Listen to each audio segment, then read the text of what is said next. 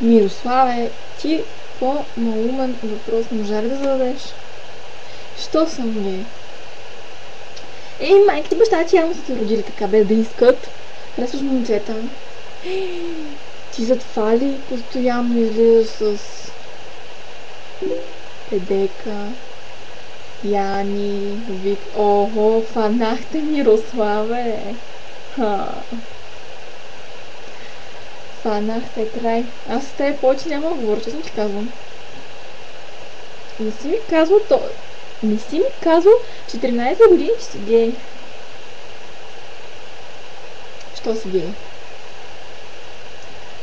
Що си гей? Аз това те питам. Искам ви да отговор. Що си гей? Аре, чао ти. И престани ми пишеш някакви тъпоти, защото не знам какво ще направя, че съм ти казвам.